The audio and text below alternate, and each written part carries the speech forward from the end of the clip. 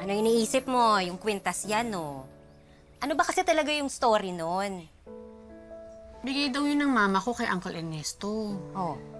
Tapos nung namatay yung parents ko, binigay naman sa akin yun ni Uncle. Kaya sobrang special sa akin yung necklace na yun, Joyce. Feeling ko, nandun lahat ng memories ng mga taong nagmahal sa akin.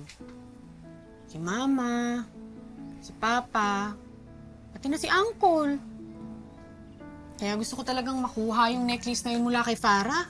Speaking of your cousin, alam mo, grabe din talaga yung pinsan mo. Tayo, lambingan lang natin, magtawagan ng bro.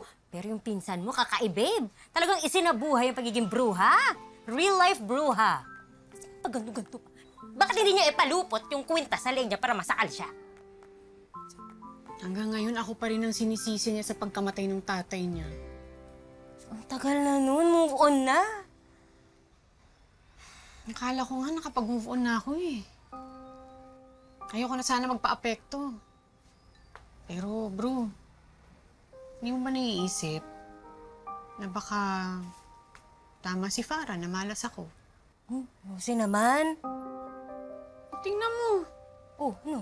hindi makausad yung business natin. May evict na tayo dito sa pwesto. Nawala pa sa atin yung project dahil inaway ko si Farah pati yung may-ari ng kumpanya. Lucy.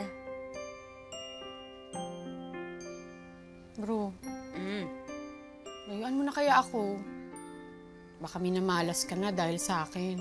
Lululi siya. Papa, bebe. Ba't ko naman gagawin yun? Ang laki ng hirap ko bago kita maging best friend. Diba? Hindi mo ako kinakausap nun. Ayaw mo kong kausapin, mas gusto mo kausap yung mga halaman. Tapos pinagkamalan mo kung fruit-bearing tree. Kala mo mamumunga ako ng mangga. Uy, hindi. Dito lang ako. Ikaw nga lang hindi umalis sa tabi ko eh. Siyempre. Iba kasi, lumalayo sila kapag nalalaman nila yung pinagdadaanan ko. Ted, ma! Kawalan nila yun. Hindi mo kawalan yun. Basta ako, dito lang ako. Hindi kita iiwan. Sabay tayong mai-evict. Sana hindi tayo mapaalis dito, no? Mag-iisip na lang ako ng ibang solusyon sa problema natin. Yung hindi na may involve si Farah, pati yung buwisit na yun. May raraos din natin to. Yes. Tugon. Laban lang! Kapit tayo, kapit. Good night, bro. Nala ko na yung pinto. Good night. Good night.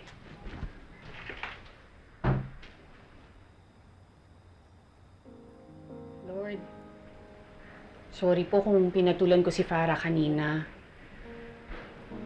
Sorry din po na hanggang ngayon masama pa rin po ang loob ko dahil sa ginawa nila sa akin.